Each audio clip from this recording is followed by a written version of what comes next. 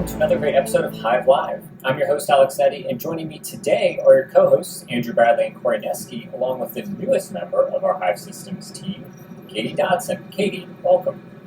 Thank you. Happy to be here. Hopefully you have been following all of our great approachable cybersecurity content on social media, but if you haven't, you can find us on all the major social media platforms with our tag @Hive Systems. So make sure to give us a follow and subscribe.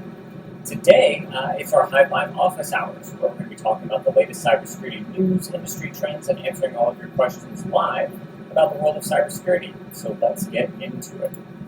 Up first today, a story from the other week was around the Department of Justice, and they came out with a news story where they've actually changed the way they're going to look at good faith hacking. In the past, the Department of Justice has prosecuted people under the Computer Abuse Act, which has been used fluidly at best. And so as there's been a new ruling out from the Department of Justice about saying that they're going to look at federal hacking laws and changing the way that they handle that, this is a huge change in their approach to that Computer Fraud Abuse Act, that's CFAA. Andrew, you've worked in the federal space a lot over the years. This is obviously a big change from the way the Department of Justice has handled this in the past. What is changing, and where do we think this actually is going to impact the way the private industry and the federal government handles computer abuse? And Andrew, you are classically on mute, so I'll let you unmute yourself there, and then I'll gladly take your answer. Smooth. There we go. So the CFAA has been around since 1986, and predates pretty much all of modern internet history. As we look at the way that the internet has grown and it's shaped over the past 3 decades, and a lot of the issues that what we call colloquially white hats have had, and the challenges they've had, is being able to kind of help out. Like a lot of times white hats are researchers. They're people who are out there looking to identify flaws, identify vulnerabilities in systems, and trying to give back and not necessarily exploit them for financial gain or for any sort of malicious purposes. There's obviously black hats, and a lot of the black hats bleed over into white hat territory. But what we're seeing now is a shift in kind of the way these people are treated. Previously, a lot of white hat hackers, a lot of white hat researchers had a very tough time testing in the wild, so to speak. And the reason for that is because of CFAA. So the government had previously been pretty harsh on people who exploited vulnerabilities or took advantage of bugs in code to gain access or unauthorized breaches of systems, because the CFAA is so black and white on what can be done. So what that really did is all it did was deter good people from finding flaws and reporting them. Now you saw private industry. You see people come up with bug bounties and bug programs where people can report free of any sort of criminal or civil penalties, bugs or flaws or vulnerabilities that are totally totally within the realm of exploitation in the wild, and now we see that researchers are taking advantage of those programs. Well, the government realizes it's behind in this territory, so now it's allowing people to do this on other systems like public-facing public sector websites, public-facing public sector apps. And what the Justice Department is basically saying is that it's not going to bring charges against people who are participating in this good faith white hat activity. So if the motive of operation for the person is to find a bug, report it, and basically make the internet safer for every other citizen out there, then great. They're going to let that type of activity go, and it's going to be more encouraged. The problem where this gets a little bit dicey is it's still not legal. It's still not codified in law. It's something that is very much just a policy change for the DOJ. So there still needs to be some legal changes here to follow to make sure that there's nothing in the realm of legality that prevents people from going out and doing these benevolent activities. And that's something that people are talking about now. Back in 2013, there was a big case, I believe it spawned the call for Aaron's Law, where a young researcher had identified a bunch of research articles, had accessed a bunch of privileged research articles and papers in, I believe it was JSTOR, the JSTOR, the online research portal, and what happened was the federal prosecutors pursued a case, even though JSTOR didn't pursue a case, and they did that because under the law they had to. And in a very sad story, this researcher ended up taking his own life because of the charges, because of the stress it brought, because of the weighing consequences. And so there was a big push to get Aaron's Law passed and get some of this more front-facing, modern approach to white hat and research-focused, bug reporting and disclosure type deals. So that's what we're seeing today is finally a shift towards embracing white hat hackers, embracing researchers, embracing people that are trying to do something benevolent, even though the law is stuck 35 years in the past. Thank you for bringing that. I had Sure. forgotten about all of the Aaron's Law stuff. That was a huge problem with this. We continue seeing this today where, within the cybersecurity field, there's an expectation about due diligence. And so for those cybersecurity researchers that are out there trying to do good work, finding vulnerabilities in websites, and even especially there was that, I forget what state it was, but that state website that left a bunch of data open to the public, they were trying to prosecute them under hacking. But if you leave the front door to your house open, is there an expectation of privacy, especially if the front house, if the house is located on the internet? And for researchers who are trying to report things to stop somebody bad from doing something with that, where does that put them in a position? So this is an interesting take. I think it's a way to maybe adjust what the law currently says and to interpret it differently, or more importantly, enforce it differently. But of course, as we know, with every administration, those rules and policies can change. So this is good for maybe the current administration, but this could potentially change in other former agencies as well. So I think in the long run, something better needs to be codified and done. Yep, and this is something that the cybersecurity lobby has been pushing for a long time, right? Because it's a net good. What these white hats do is a net good, and you can't rely on only internal researchers, on only internal pen testers, on internal audit, because we've seen in the past they don't always work. They fail at a lot of places, especially in the public sector side. So this is something that's definitely a net positive and should take some of the shackles off of people trying to get out there and help. Moving on from the Department of Justice and all things federal government, takes us out to private industry. Verizon's DBIR report came out for 2022, and that was just released the other week. This is Verizon, as in Verizon Wireless and Fios, who may or may not love or hate, depending on the day and service that you're being provided. They have a great cybersecurity research arm that comes out with this report every year that focuses on the way that hacks and breaches have happened. There's a lot of surveys and data collection that they pull in the report to ultimately try to give a perspective about where things are in terms of cybersecurity. This year, they analyzed over 23,000 incidents, along with 5,200 confirmed breaches. So a good amount of data in there. From that side, there were some interesting findings within it, some things that were not as surprising. Katie, I know as we were reading through, saw there was an uptick in something recently, and a change in some of their approach and what they have found around everybody's favorite topic, ransomware.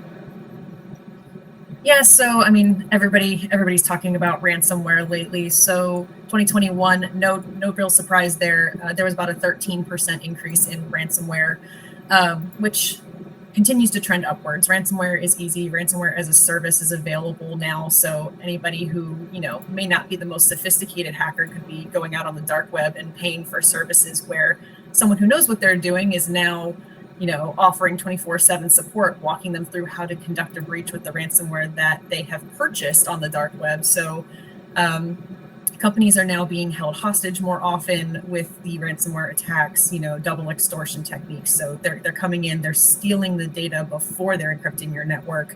And then they're, charging you to unlock your network and charging you again to not release your information publicly on the dark web as well.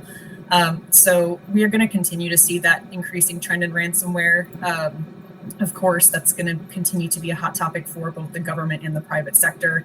I know coming from the federal government, the Department of Defense, there's a lot more agencies that are kind of focusing in more on ransomware and what to do about the ransomware threat and all things ransomware really, and trying to get as much information as they can. But of course, we're the government, we're here to help does not really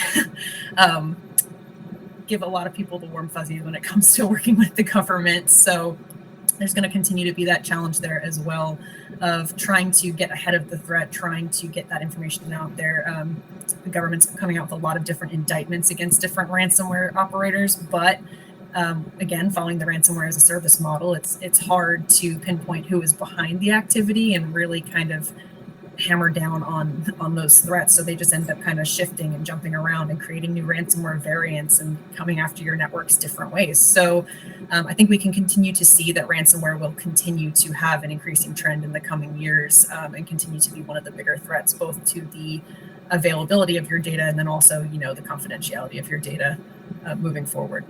I agree with that, and great news for our viewers at home. Katie's coming out with a great write-up this week about the Conti ransomware group. I'm going to have more information about that. We can go find out on the ACT post later this week. Corey, obviously, the DBIR is full of data, as our data hound and wizard at Hive Systems. In the past, we've done a little bit of analysis for what the DBIR report shows and how that information might be useful. If someone wants to use this report, what is it good for? What is it not good for? How can that data be leveraged to maybe change your risk analysis models? Or should it just be ignored and taken with a grain of salt? No, grain of salt. Full stop.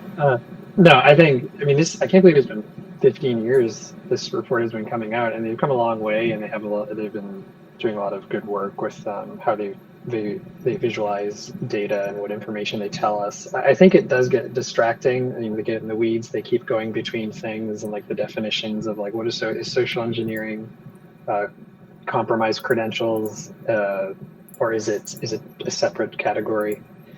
So you do have to kind of understand the reports, which takes a little while. I kind of wish they had a public executive summary, I don't know, version of it that just focused on a few stats that are just like key takeaways and people could act on in a meaningful way. Meaning, you can just, when you're estimating risk at your company, take that curve, like let's say instead of giving percentages like 17% chance of phishing if you're a healthcare company, they give you a distribution, so a curve of like what is their belief based on the data of like how probable phishing is in your industry.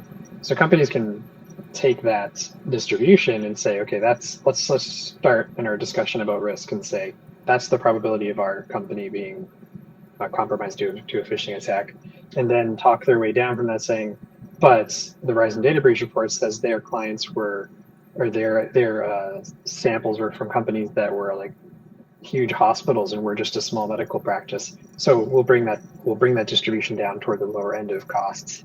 So people can just use it as like a starting point to say, where do I start with that's reasonable, instead of just coming out with a risk estimate from nowhere and starting from scratch. I think it can be a helpful reference, and kind of you're just arguing, why do I think I'm different from what's in the data breach report? But people should do so openly, because I think it's a convenient sample, the data breach report, right? Think of how many people were listening to this would give their data freely to this company to say, yeah, we had a breach and this is everything that happens. Like, a lot of companies don't want to do that. It takes probably a very special case, a very, very narrow sample of people who even have the resources to organize their data in that various format to give to Verizon. So it's a reference point, but people should definitely take what they have in mind beforehand or the prior and think, okay, this is what I think about our company now. That's like, what does the Verizon Data Breach Report say, and why do I think I'm different? And just put that on paper, and that's defensible, and that's all you can do. So I think that's the best way to use it, is just take it into account and think about why is our company different? Maybe because it's fewer employees, maybe because, and then you can think about your security controls. Keep in mind, all of these people who have breaches, they had security controls of different types, including Verizon, right? I think they had a recent event, Alex. They did indeed. Definitely something I want to bring up, of course, talk about breaches. There was a database that hackers got in, stole, and it had a bunch of information from Verizon, from employees, including their full name, email address, corporate ID numbers, and phone numbers. So it would appear that even those folks who are publishing the reports are not immune to falling victim to data breaches at the end of the day. This is probably a key piece of the puzzle when we talk about data breaches. Often, of course, on our ECT, but the idea here is that for any of those times that you are notified about a data breach, if your password has been stolen, you go and change your password. But when more sensitive information is stolen, address, name, social security number, there's still actions you can take to protect yourself, doing things like freezing your credit or monitoring your credit or credit cards or other ways that hackers can use your information to steal money or cause identity theft. All of that is important for you to manage and maintain. So keep an eye on those things that happen when you see news like this. Obviously, in this case, it's only going to impact and affect Verizon employees. But anytime you hear about any other data breaches of other companies, make sure that your information is secured and that you take actions to make sure that it stays that way. I would add just a big new theme in the report, I think, is supply chain, not surprisingly, for anybody paying attention to the breaches. So, but that didn't have a much of a stage in the report in the past, but it's just ramping up. And the idea of just smaller breaches leading up to larger ones, but then people not finding out about any of them until well after the fact. So it's like, if you do have awareness of these things happening, they build on each other. You know, I guess we'll talk about a case soon, but you have compromised credentials due to a generic website, reuse of passwords that enables people to get into your company where the employees are reusing their passwords from their personal website data breaches, and it all builds on itself. So we're seeing that, and it's cool that we're able to draw the attack, the kill chain, like all the way from very simple means to very powerful systems. And definitely, we often see these data breaches carry on for a long time. I think just this week there was a big class action lawsuit around a Marriott data breach that had been going on for years. That story broke probably 2 or 3 years ago now, but we're starting now to see random reports. There's a breach there that was ongoing for many years. So it's a persistent threat, and a lot of data is being stolen as a result of that. So we continue to see that play out. Speaking of data breaches, for those of you who are recently married, getting married, or may have taken advantage of a company called Zola, there was a breach into their environment. One of the hard parts here was that for the hackers and scammers that were able to get in, a lot of individual users of Zola reporting online that they were seeing their accounts being accessed and misaccessed. And potentially, in this case, for gift cards or other things attached to the account, those scammers could use them. And as you may know from some of our past discussions, gift cards are basically untraceable cash at the end of the day. And so for those who have their accounts hacked, may have had their money or accounts or gift cards removed from them. Andrew, you first started bringing this up on our internal chat over the weekend, or last weekend, I forget when it was, because you started to notice some of the activity in some investigation. Talk us through kind of your experience and what you've heard about since then. Yeah, it's like one of those things where, you know, you don't really think about it too much unless it affects you. And so Zola sends out an email, I think it was Friday night or Saturday night. I want to say Friday night. They sent out an email letting everybody know that, or letting us know that our accounts had some suspicious activity and we need to reset our password. Of course, you go in to reset your password and the entire, either the mobile app is down, the password reset feature on the site is not working. You try to log in with your previous credentials, they're not working. So you assume automatically that there is something weird going on. So where do I turn for that? I go to Twitter. Twitter's like the instant feedback mechanism for anything you want to know, news related, cyber news related. So go to Twitter and start looking it up, and look, sure enough, like there's people complaining that they can't get into their accounts. So basically, like, one of the things I usually look for from a good incident response program is that they've got like published incident response reporting hotline or like support email specifically for incident reporting. And I'm looking for Zola's site just to see what's going on there, and there's nothing available. So that's one red X for them.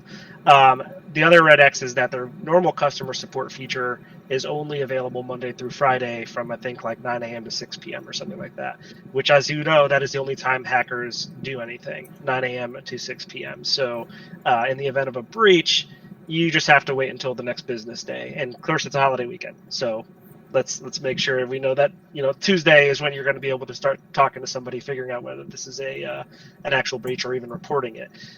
So there's a couple of red flags initially, and Zola can definitely take some steps to fix that, especially that in their communication, which I think the first communication came out maybe like 2 hours or 3 hours after even I started to notice things, which was even later in the process. So yeah, not great showing for Zola on the incident reporting and response front there. Probably need to do some process maturation. But beyond that, what it looked like actually happened was a credential stuffing attack, and we saw this happen previously with LastPass back in, I don't know, was that January, February, or maybe it was even further back. I can't even remember now. And what that is basically attackers are going out there looking for weak credentials and using credentials that have been used in previous compromises and trying to just shove them in there to see what works and get access to whatever accounts are using the same passwords and weaknesses. What is the root cause of this, and how can it be prevented? Multi-factor authentication. Zola does not have any sort of multi-factor authentication available to its users, so it's going to keep happening. I don't know that they're going to reevaluate this position. I really hope they do, but if you're from Zola and you're watching this, you should probably allow people to implement multi-factor authentication in some way. So unfortunately, a lot of people that were using reused passwords, compromised passwords, had their Zola accounts basically breached. And what ended up happening is people were, like you said, were using the Zola credits or the Zola funds that they received from people, purchasing within the Zola shop gift cards to things like Uber, Starbucks, stuff like that. I don't think Starbucks is actually on there, but like Uber was definitely one of them. And redeeming the gift cards. And like you said, once you redeem a gift card, there's nothing that can be you can't do a chargeback. You can't trace who it went to and find out who it was and take legal action, because there's nobody at the end of that trail. So Zola basically reverted a lot of those transactions, even though people were able to purchase the hackers were able to purchase gift cards on the people's dime, and Zola basically is going to have to eat that cost now, because you can't tell the people, sorry, your wedding funds were used to purchase a $78,000 Uber gift card worth of Uber gift cards and redeem them. But yeah, so Zola's going to have to eat the cost of that now, and it was something as simple as implementing MFA to stop would have prevented this attack. Yeah, we see this a lot, and this is one of the big things when we talk about not reusing passwords. In this case, hackers know that Zola has these credits and gift cards available, but in an untraceable cache. So if they can get a big list of passwords from somewhere else, they're going to come into Zola and start trying them. There's a good chance for people who reuse their passwords and just think, oh, it's just my Zola account, not my bank account. All that money goes missing really fast. This will definitely be interesting to see how this plays out. Point. If Zola ends up eating the cost, or if they say, well, tough luck, you should have secured your password with a different password, a unique one. One of those is better for their reputation. Hopefully, I choose the correct one. I don't know that they're allowed. I don't know that they'll legally be able to say tough luck. If they do try to say tough luck, I'm sure that'll end up in a civil suit somewhere. If not, somebody will try to bring criminal action. But there is and it's easy for me to be kind of upset because I was affected by it. There's a lot of people that are affected by it. Anybody who uses Zola, which is one of the largest wedding utilities in the world. It's easy for me to be upset about it, but at the end of the day, processes are important. So the incident response and reporting process, the communication process with end users and customers, that's important. Understanding the risk going in, you are securing funds. You're securing money in a custodial account for people. You're securing registry items that have been purchased and not yet shipped. So if they're sitting in that queue, they can be converted to Zola credits. You're securing all of this stuff, and you're not offering MFA is a big issue.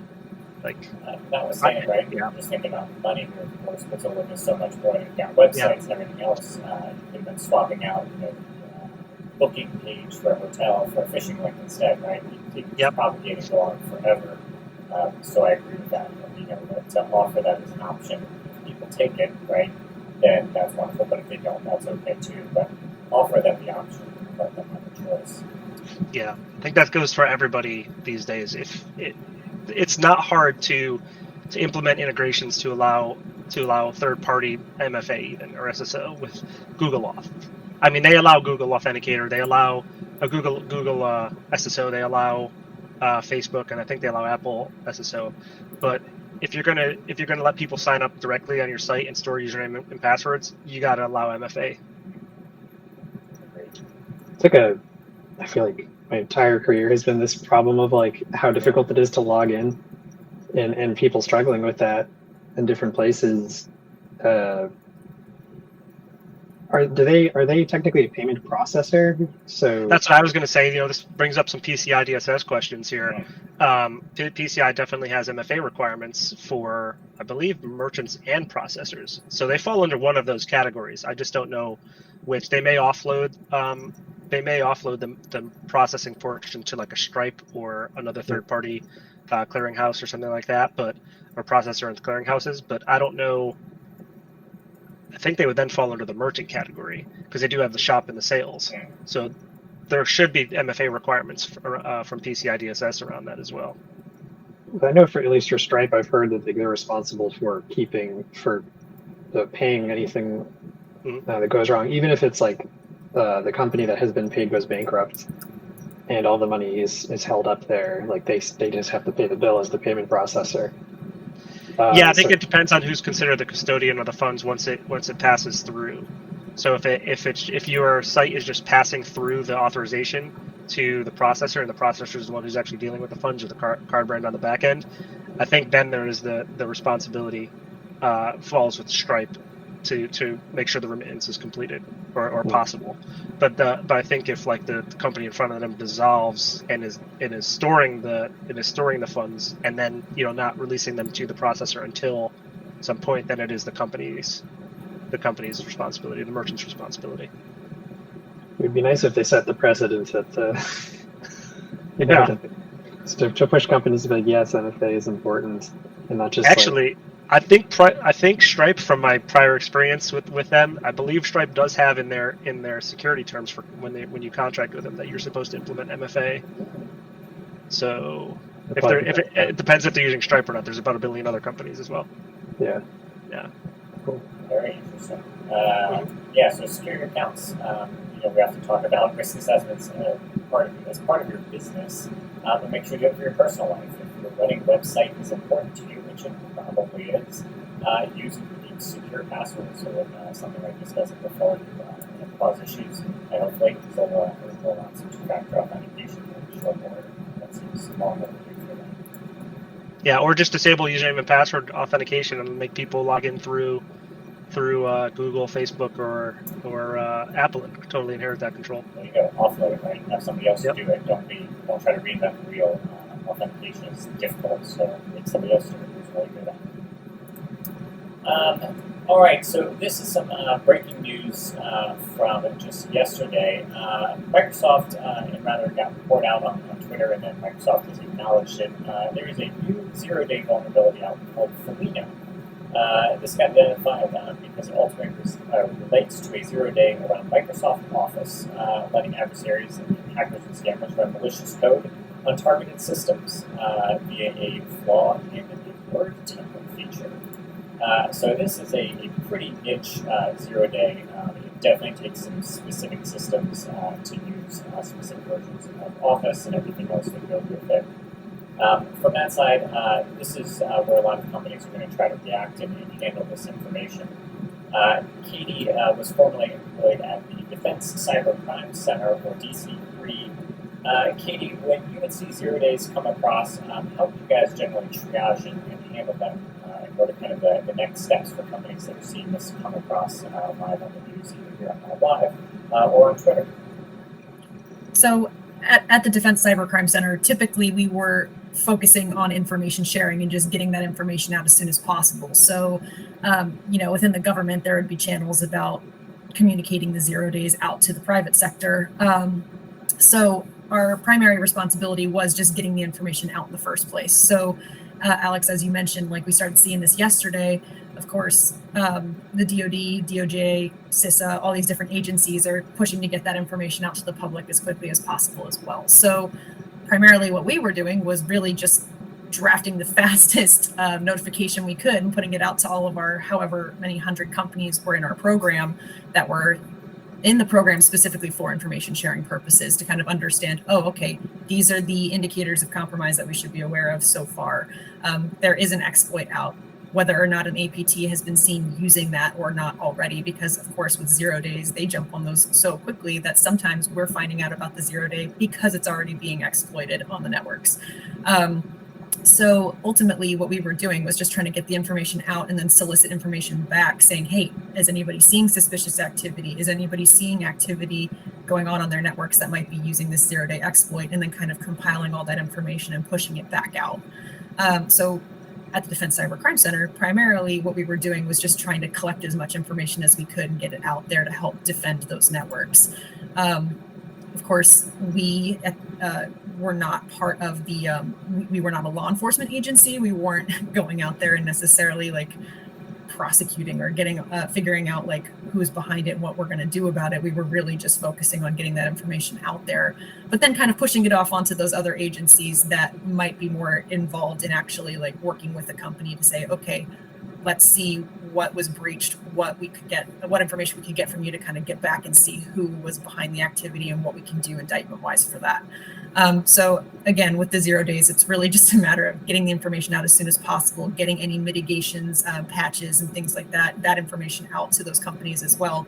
Because, I mean, of course, you've got a lot of your larger defense contractors that are probably have their own people monitoring for this type of activity, are very aware. But then you also have a large number of small businesses, both in the private sector and supporting the public sector, that maybe only have one person doing all of their IT and cybersecurity. And maybe they don't know that this is going on at the time. So we're that first source of information for them saying, hey, alert, this is high priority, fix this now, drop everything and mitigate this vulnerability before you fall victim to it. So that was our primary function with 0 days and other vulnerabilities as well, but especially with the 0 day vulnerabilities and those bigger cyber attacks like the SolarWinds and the Pulse Secure and Microsoft Exchange and all those other bigger activities as well. You bring up a great point around that. Yeah, especially for like the 0 days, the biggest question right off the bat is it being exploited in the wild? Right? Are people using this, hackers and scammers using this currently, or has it just been seen out there as a problem? That is something that the first piece, but again, Katie, your point, it's gone back to quickly. I think the second piece that comes in there then is, how do you manage or handle and manage and mitigate that? And that really comes down to the key piece is the company that owns that product, in this case Microsoft, do they have a fix for it? Generally, because it's a 0 day, the answer is no, they don't. So the question is, what can you do to try to either mitigate that or detect it so that if something does happen, you can take some action? But oftentimes we have to wait until the company that owns the product comes out with a fix. Yeah, this one's going to be a tough one too, because I think it's technically a feature, right? So it's to allow people to remotely access templates and style through web servers. And if that's not available, how do you deliver it? So they're going to have to find a very creative way to address this, and you know, like the fact that it can bypass protected view altogether, or can be executed from Explorer Preview in the rich text format is pretty alarming. So I think Microsoft's got their hands full here. Definitely for companies that have integrated their stack, it looks like Microsoft Defender has also pushed out at least a way to detect it. So Microsoft has said, hey, we see this, we acknowledge it, we'll help you to detect it. But Andrew, they've got to sit down and figure out how they fix that code as a result. So at least for those who are lessons for Microsoft Defender, to include the recent new push for small business options for Microsoft Defender as well. You can actually at least detect and identify that, which may be a help. Of course, if something happens, seeing it is only part of the problem. Preventing anything from happening after the fact is definitely a bigger part. It's not just more evidence for patch managements too. Like, it's a boring control, but you're gonna hear it over and over again. And the only reason you don't hear it is because we're sick of saying it, but it's still there. I mean, we always tell people, like, you've got your standard patching process, right? Every month, Microsoft releases patches, and Red Hat and Amazon release their patches for their operating systems. Apply them. When something bad happens, you got a 0 day. That's your out-of-band process. That is the, oh shoot, we got to fix this. How do we do that now? And so you got to have both of those processes in place to have a full patch management program. Even though, you know, everybody's like, oh, it's just patching. Yeah. Things are challenging now. I mean, with distributed teams, I'm sure there's a lot of people that are operating from their personal device because they're still working remote, or they're working remote forever now, and maybe they didn't get a company provided provision device. So they have their own personal Microsoft software. Are they personally keeping their device cache, running updates? I mean, we love Windows updates. They feel amazing, and they come up at the perfect moments to restart your computer. So 4 a.m. Yeah, it'll be interesting. I'll do it in 4 hours. Yeah. I imagine we'll see a shift of successful exploits on those things that most people are managing on their own devices. So at that point, it's just walling yourself off from the compromised personal devices as much as you can. Makes the case for mobile device management and or VDIs, our favorite things. Take the local system out of the equation altogether. Yeah, for sure. Agreed. Last story we got here for today is an interesting one.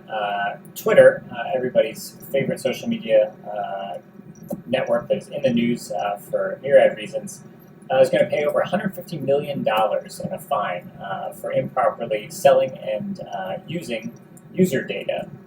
This came about, interestingly enough, because Twitter was collecting, in the name of security, a lot of information from its users to include phone numbers and emails as that second factor authentication mechanism.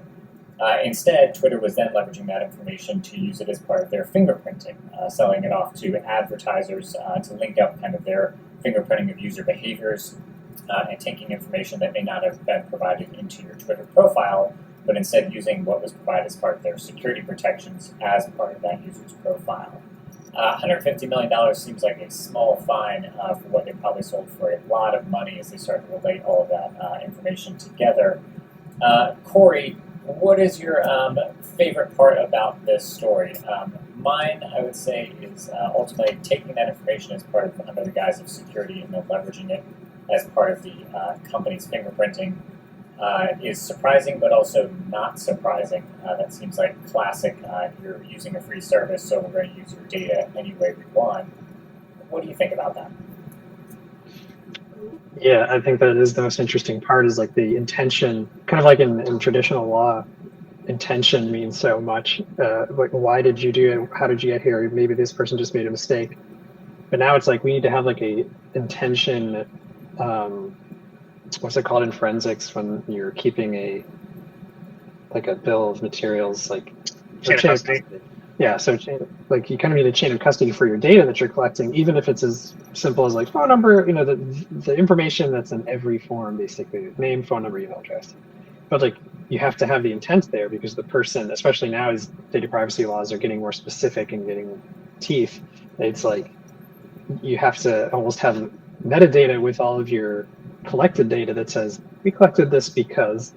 I feel like that's what's coming up, and maybe that is what's going to happen. And it makes sense, because when people are accepting cookies and doing whatever, technically they are specifying very granular, to a very granular degree, for GDPR compliant sites anyway, what is okay to use this data for. And so I think we have like this new metadata tracking we're going to have to keep consider. There's labels on all of our data sets. You can't just have a data lake or a data warehouse with all of the data just jammed in there, and it's like input output and that's it. It's like data with special provisions, kind of like zero trust within a data center. Like this data is allowed to be used for these things, but not these other things. It can't be mixed. Healthcare has seen that. What are we collecting for research versus care versus people just inquiring to get more information about your practice. They don't actually want to be a patient yet. You have to keep track of the intent, and I don't think it was enforced as much in the past, but this might be Twitter might have been the victim of the first go at enforcing. Well, that's a good point. It's not saying that maybe Twitter was doing this maliciously, but they may have just been dumping all of the data into some sort of data warehouse for use. And so, while there's the security team that was dumping the data in there, the advertising team might have come back and thought, oh, well, we've already got all this information in here. Let's leverage it and use it as part of our profiling to target ads and sell other stuff. So it may not have been a deliberate act at the end of the day, just more hey, the data's here so I can use it. This ruling, of course, and fine comes from the FTC here in the United States. Yeah, Corey, to your point, I would not be surprised if the EU gets involved from a GDPR perspective, because that data may have been provided under that guise of security and now is being used in a way that was not intended or disclosed to its users. So definitely stay tuned on that story. Yeah, I mean, you hit the nail on the head there, right? It's disclosure. When all these regulatory fines and actions are taken, it's usually because of a lack of disclosure or an omission. So for the companies out there who are like, it seems like we're trying to hit a moving target here. Anytime you change the way you're using somebody's data or collecting more data or storing more data or processing more data, update your privacy policy, update your privacy documentation, your data maps, your DPIAs. Update all of that information, because somebody will look at it, and then you will end up being the one with the regulatory action if it's not right. Yeah, great point. That is all of our main news stories for the day.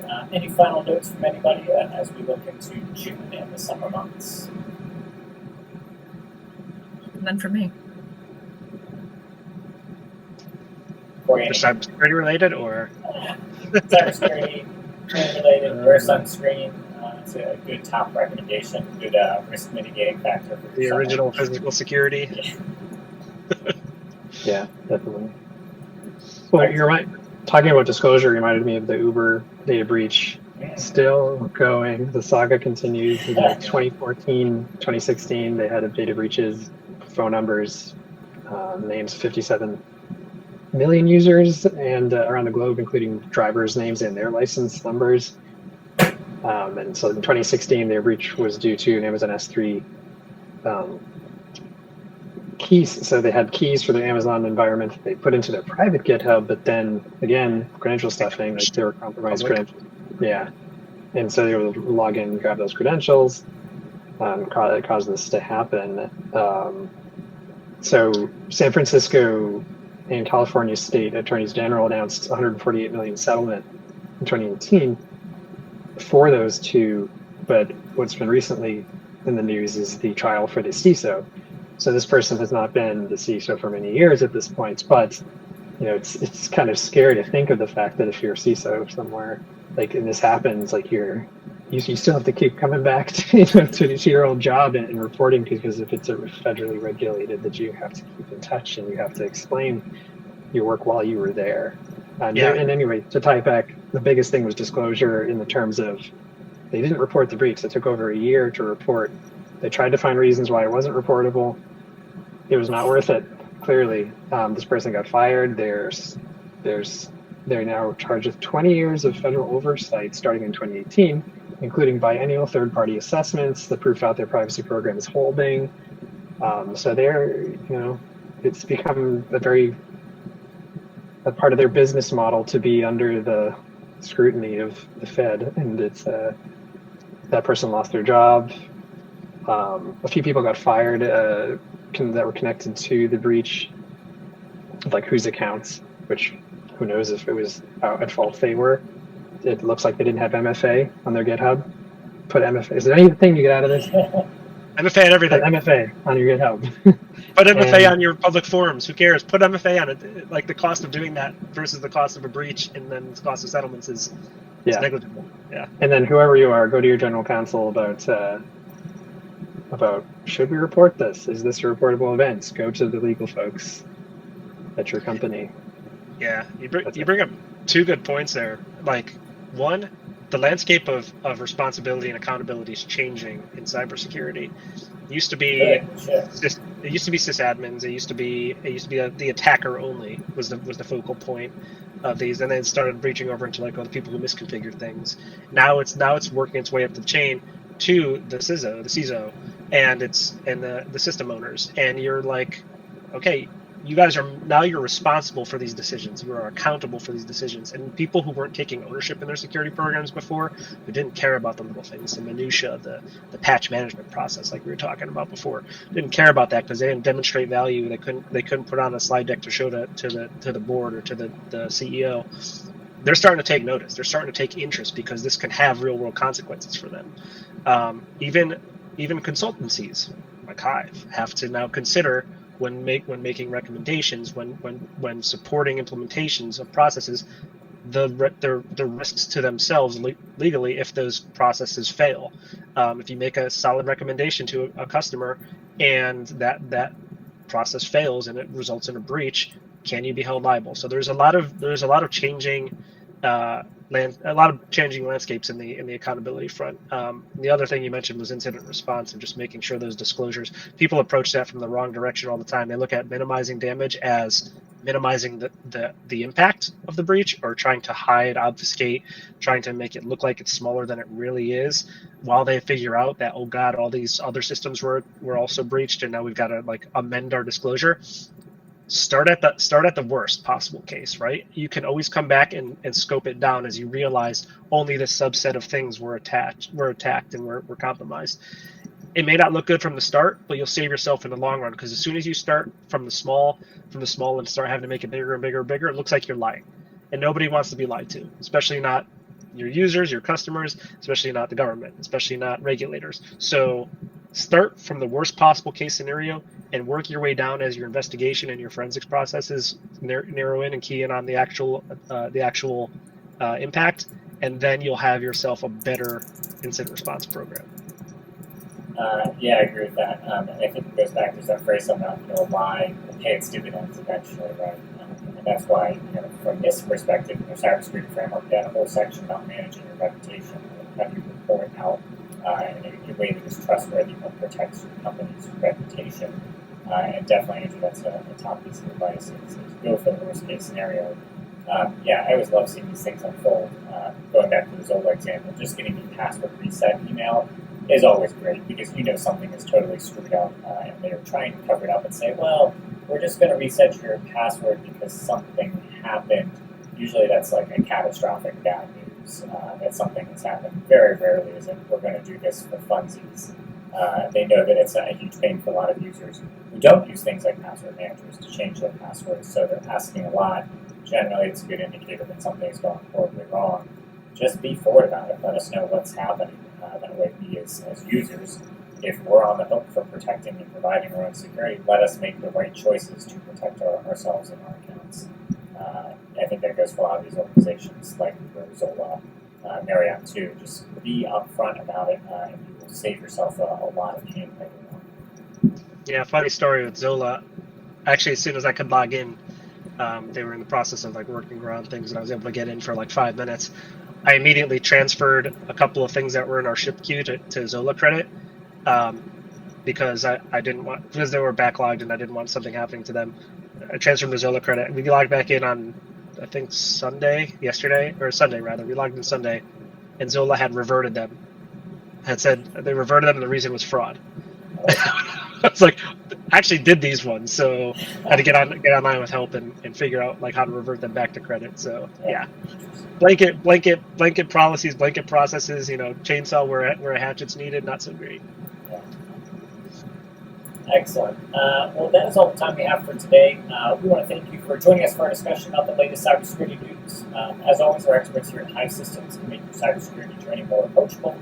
So please reach out to us anytime by visiting us at www.hivesystems.io.